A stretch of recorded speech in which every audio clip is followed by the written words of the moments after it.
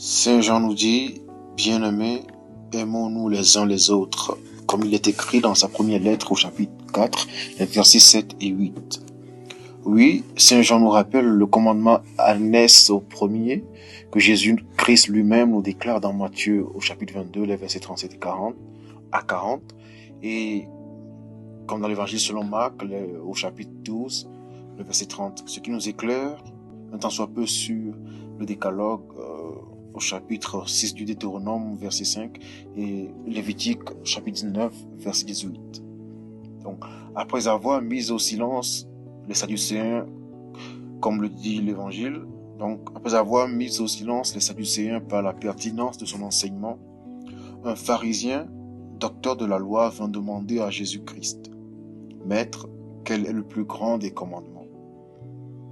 Et à Jésus de répondre, tu aimeras le Seigneur ton Dieu de tout ton cœur, de toute ton âme, de toute ta pensée, et en amour, ton prochain comme toi-même. Tu aimeras ton prochain comme toi-même. Donc, pour finir, c'est ce premier commandement et ce deuxième qui sont intrinsèquement liés.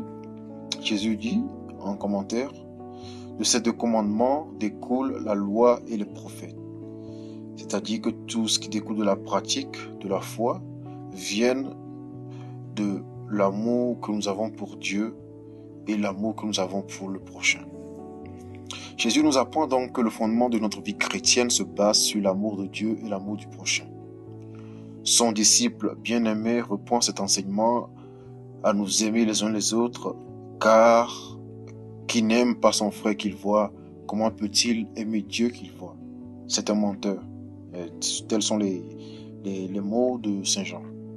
Donc ainsi, sommes-nous souvent des menteurs. Nous avons du mal à aimer les autres, ou plutôt certaines personnes sont difficiles à aimer, et parfois ce sont les situations qui vident notre cœur d'amour. Nous nous convainquons donc qu'on ne peut aimer tout le monde. S'il y en a qu'on n'aime pas, c'est humain, c'est normal. Et oui et non. Le cœur de l'homme est imparfait, il est vrai. Et même quand nous aimons, c'est un amour souvent vicié. Nous aimons soit que nous attendons d'être aimés en retour, soit que cela nous procure une certaine satisfaction ou un quelconque intérêt. En réalité, nous aimons souvent pour nous-mêmes, tel un parent qui se bat pour qu'on puisse dire que son enfant est tel ou tel autre, sa propre gloire, je veux dire. Oui, je suis le parent de docteur un tel, je suis la femme du plus riche de la ville, on peut multiplier les exemples.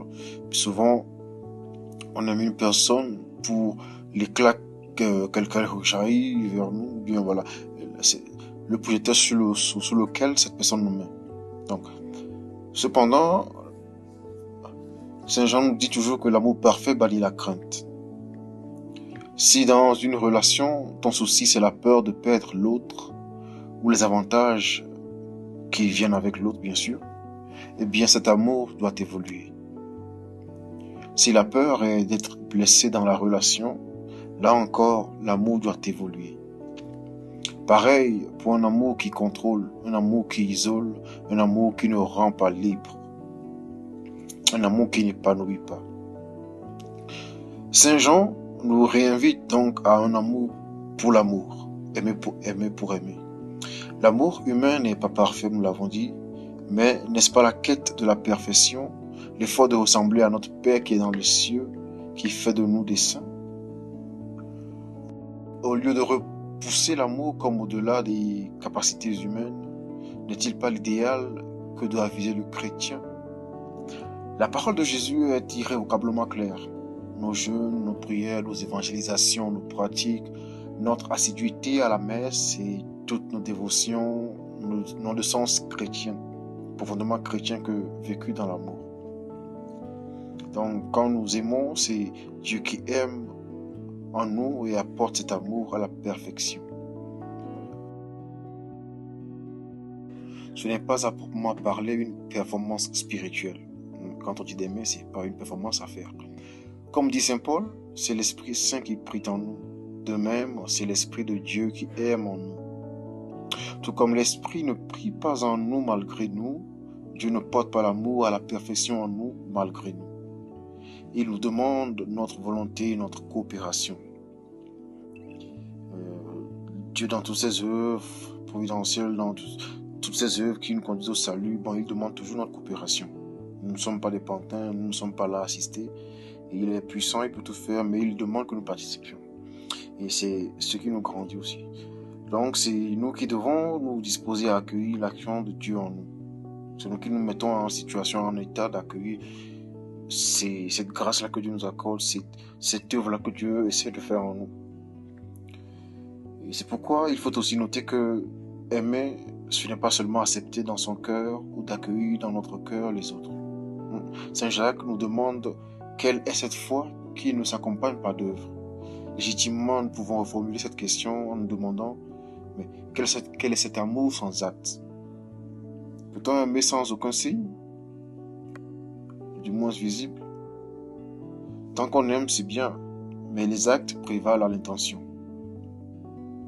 Ce n'est pas anodin que l'Église désigne l'amour par la charité.